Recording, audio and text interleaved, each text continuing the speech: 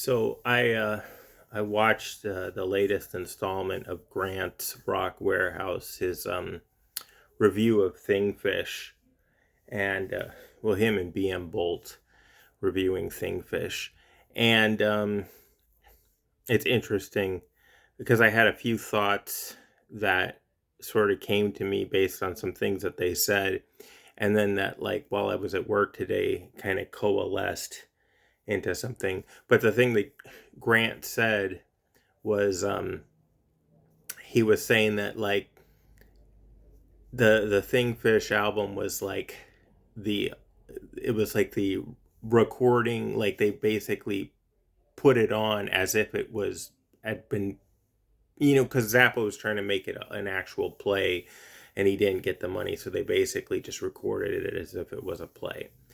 um Thingfish is actually like really important for Zappa historically, because it's really like it's the end for him. I Civilization Phase 3 has some interesting stuff and I'd have to revisit it, but Thingfish really was kind of like the point where you could say he just totally lost the plot. um I mean, I could go into it more because Broadway the Hard Way, I think, came after Thingfish because that was really near the end. There's some good stuff on there, but then there's also some stuff because I was listening to it the other day where it's just like, whoa, like there's like a rap song on there. It's it's like so he could just be abysmally out of touch. Now, I mean, a lot of these legacy artists, I guess we'll call them, they have these periods where they get really out of touch, but then they swing back and they're kind of with it or whatever. But then the more obstinate the artist is, the less likely it seems that they'll snap back into something that's kind of relevant. Zappa was a pretty obstinate artist. But all the legacy artists have things where they kind of, what we would say, they like lost the plot or whatever. Anyways, so uh Thingfish is like, if I'm being generous, I'll give it like, out of scale 1 to 10, I'd be like three, maybe three and a half, but I would never want to sit and listen to it. Um Whereas some of the things by Zappa, like the stuff that Grant hates on, like the Flo and Eddie stuff, I liked a lot when I was younger. It's not as great for me now, but I still I still think it's good, and it still captures like an era of Zappa that I think is solid. I'll never dismiss 200 Motel soundtrack, uh, live at the Fillmore, or Fillmore East, or the just another band from LA. That stuff is still basically good. But the thing that Grant said that sparked my the light bulb was sort of where he was kind of talking about the fact that Zappa didn't get to make Thingfish, hence this recording is sort of like a pale imitation of what Thingfish could have been. My thing is that the platonic ideal of Thingfish was inherently flawed and terrible. Maybe not flawed, like that's oxymoronic to the idea of a platonic ideal, but it's inherently really bad. So maybe it does live up to its platonic ideal of like being a really terrible opera, album, whatever. But he mentioned Smiley Smile being released because the Beach Boys couldn't get it together for Smile. And and I was like, because I realized that a lot of the stuff that I buy is reissues. The thing that I got recently was the Bongo Fury reissue. And the, I was thinking about like, what is it about the reissues that are so attractive? Because obviously I'm not the only one that's like in the grip of reissue fever, right? Like like reissues are, they're sweeping the ocean. Right? That's off Fillmore East, right? It's sweeping the ocean, right? Um I want to say, if we're genealogically going at it. What was the first thing that happened? Well, the first thing that happened historically was in the 80s and 90s. They were like, oh, look, this is an album remixed, remastered for CD, but sometimes remixed for CD. So that was like this archival attempt to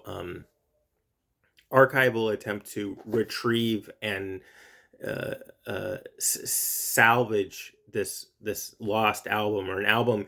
It like one of the albums I remember, and this is later in the game, but the Dexy's Midnight Runners Don't Stand Me Down, that was one that it had been out of print, and then it got reissued later on CD in the aughts, and they were basically like, look, the mastering process for the original release was really bad. We fixed it, and now you can hear this album without your sort of sonic prejudices, right? So that was the original thing. Was and Zappa, he's kind of the theme of this video. He's not totally the theme. He was somebody who really indulged in some egregious remixing and re-recording of things on older albums.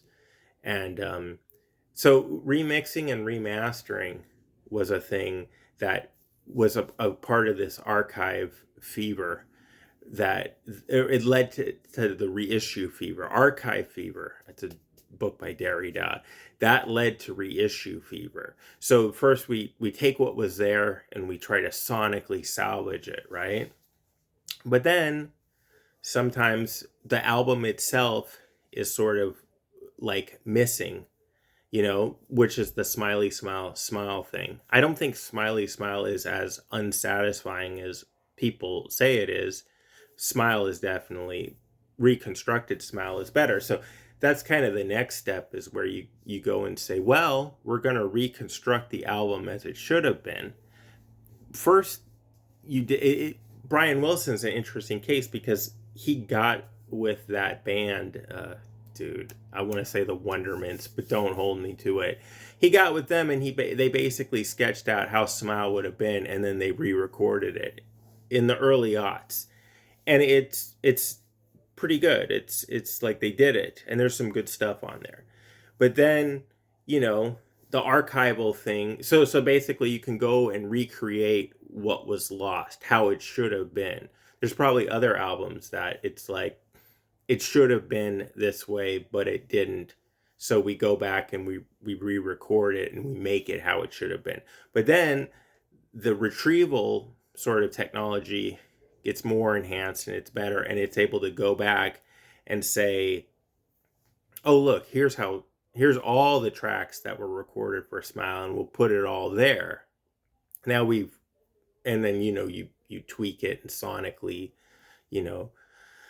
with bells and whistles, and it's Smile as it originally could have been, but like 40 years later or whatever, right?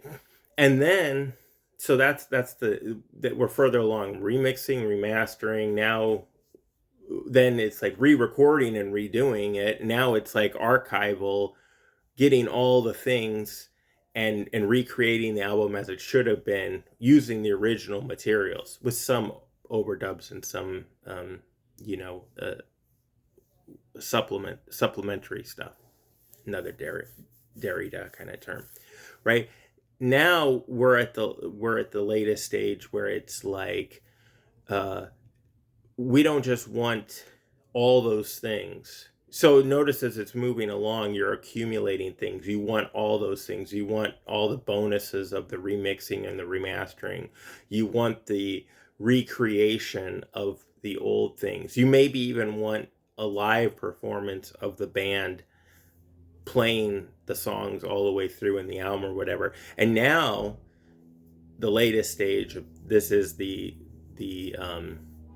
reissue fever at like 104 degrees, is you want all the adjacent material that was recorded, right? So you get this full immersion into the album, right? This one doesn't totally do it, because I think it's just, I've only listened to like 2 or 3 discs. I only got it a few days ago, and I've been working, but it's good. I mean, I have no problems with it. A good example of this would be this guy. Basically, a lot of tracks and a lot of songs were done for the period when we're talking about kind of getting out of the Christian period, Shot of Love, and going up to Infidels, and what's that one everyone hates, but I like it a lot? Empire Burlesque. He's a clean-cut kid. He ate Burger Kings. He was well-fed. Right?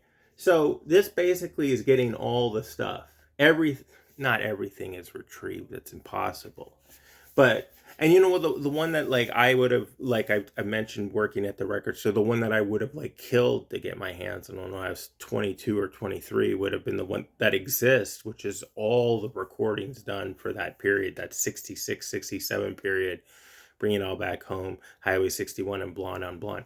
I just have the 2-disc one. I don't know why I didn't at a later age geek out and have to have that whole thing. Whereas this one, just because I was kind of older and I'd heard some of the tracks, especially for like the Infidels sessions that were with Mark Knopfler, and I really liked a lot of those. And you get to hear Dylan working through songs and refining them.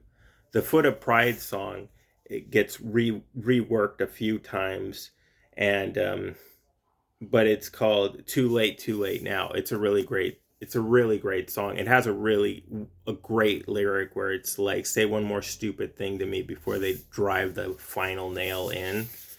It's great. But this is like a thing where now you get to reclaim this period. So people were kind of dismissive of Dylan during this period in the 80s. There's actually a apocryphal story about Dylan coming to Zappa's house in the early 80s and coming in, sitting down at a piano and playing Zappa all the songs that would have been on Infidels on a piano, asking if Zappa would produce it. And Zappa being like, I think he just kind of passed on it, or maybe it wasn't something that was a real option, because I get the feeling with Dylan, he was somebody who put out a lot of feelers, but not all of them paid off. Unless you're Machine Gun Kelly, and then he'll give you the verbal endorsement, right? So now we get to hear all these tracks, and we get to reevaluate this period of Bob Dylan's career. It's good. But then and you know what, it helped with me reevaluating it, but I had like a process of having to reevaluate it before this came out. Another thing that this is a thing that where it's like, well, what, that an earlier stage where it's like, well, the Bob Dylan and the band, they were recording a bunch of stuff in the basement in Woodstock. What if you got all of it? You put it all on one thing. The band stuff isn't on here. The band songs aren't on here, but all of Bob's stuff is, and it's really great. It's a huge amount of material, and I don't know. I have this bootleg of Lou Reed live too, because there's an aspect too where it's like, if you have an artist where there's a certain period of their career that you really love, which I love Lou Reed in the 70s, so you get different things, little live snapshots, so that you can have a fuller sort of a fuller picture of them. Although picture doesn't do justice, because that's a visual metaphor I'm talking about. But a fuller sort of immersion into this period in their life. Because New York, I've never been in New York, in the 70s, and Lou Reed, the poet of New York, in the 70s, at sort of the height of his powers. It's a really interesting thing. This is similar to that, too. I got this because these albums are actually not very good. The Christian albums. Shot of Love is all right, but well, actually, you know what? Saved is the only bad one, because Slow Train and Coming is a very good album. This has Dylan is somebody who he was totally revitalizing, or he really inhabited the songs when he was doing them live. So all these performances on here of all the gospel stuff is all really, really good. So this is a live there's no studio stuff, but this is a live way of sort of rehabilitating this stage of Dylan's career. And so the last thing I want to say is that I was thinking about, because I obviously have too much stuff and I buy too many CDs and whatnot, but like I was like, okay, so I can only get certain things. The reissues are very tempting, but I have to like draw the line, because you have to draw the line, because you go from this thing where it's like in the 90s and the aughts, you're like, man, if only these things existed. Now they exist and you're being totally inundated with them. So you have to sort of say, and it's not just like, you can't just, it's not just about listening to it on Spotify, because you could, but you want to have all the additional stuff that goes with it, that tells you the story, that you get to like, you know, geek out on, because if you're like a music person, that's what you're doing, you're geeking out on this stuff. So I had told myself, look, I'm not going to buy any, I'm going to really limit it. A reissue of Zoodalures in this style, I'll do.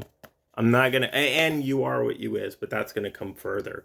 I'm not gonna get the reissues of Joe's Garage, Shake Your Booty, those things, right? But I'll get it for Zoodalures, and I'll get it for if they ever do one of Like Flies on Sherbert by Alex Chilton, because that's one of my favorite albums of all time.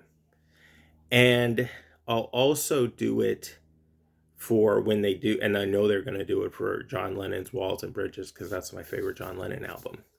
But the reissues that I've really been passing on lately, and part of this is part of why I made the video, is the Beach Boys ones. They've been doing really, and it also depends how much they charge you too. This is like $40. I don't remember how much these are, but the Beach Boys ones they're pretty expensive. And I like all that 70s stuff of the Beach Boys, and the Beach Boys deserve that kind of rehabilitation, and be really, because they're going to come out with a one that kind of covers that 15 Big Ones and Love You period. But is it something that I can justify now? It's like, I'm very interested, but I don't know. I think I'm gonna really stick to the Zoodalures, Walls and Bridges, the Alex Chilton one. But I love when they take a period by an artist that's totally dismissed and unappreciated, or maybe even sort of denounced, and they're like, look, here's 5 discs worth of material from this era. That's why with that Keith Moon release that Andy Edwards was talking about, and then when I was like looking at CDs, and I see the one that's the 2 CD complete everything Keith Moon, I'm like, that's the one to get, because I want to get it all. You know, I want to have all that interstitial material, right? What, you know what, I'll just, because this is an incomplete video, because I think I talked about a lot of important stuff. I'm going to keep it under 20 minutes, so 20 minutes is too long. You know what Baudrillard said was, if you look at life as a whole, it's pretty disappointing.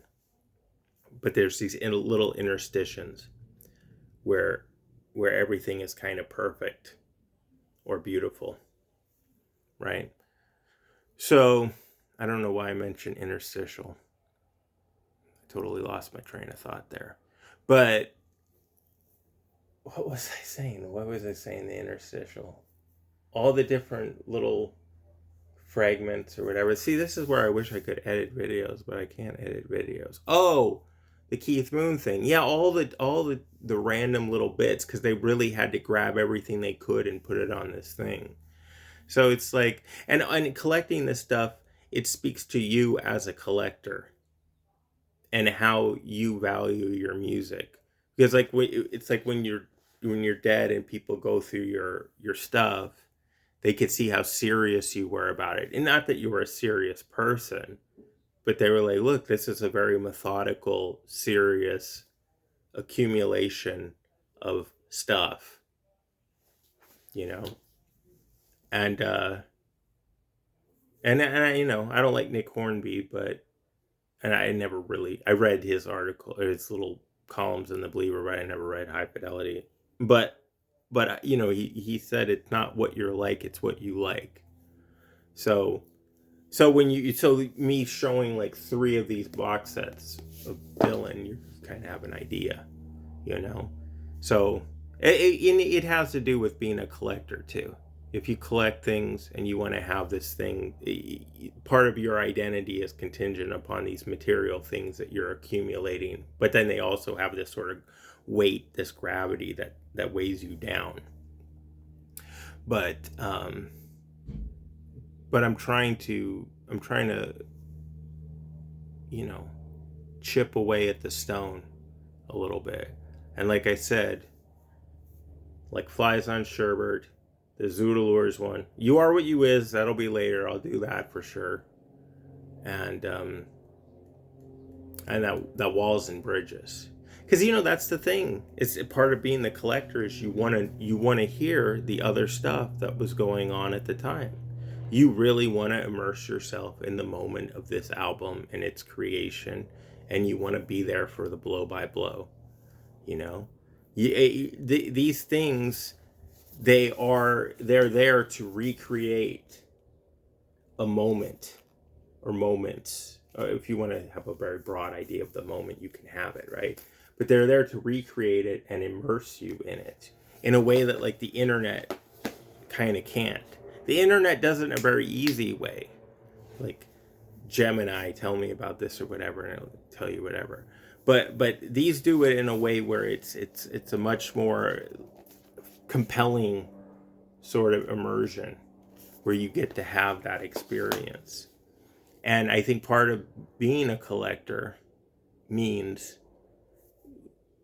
valuing that immersive experience, and then also valuing the fact that you want it to be something that you can repeat, that you can go back. Like when I get into a mood for some Dylan, I can listen to like, well, obviously I could listen to days of Dylan or whatever, but like I could really revisit different periods or whatever. Maybe it has to do with trying to you know, escape from reality, you know, flights of fancy. Anyway, so now this is too long of a video, but you get it. Maybe you don't. Anyways, that's some of my CDs and some of my random thoughts that I couldn't edit and I won't edit. So listen to, you know, like, subscribe. Joel, Greg, Ryan, I guess, watches these too. Like, subscribe. Listen to the Happy Casualties. You can listen to Dylan too, but where do you start?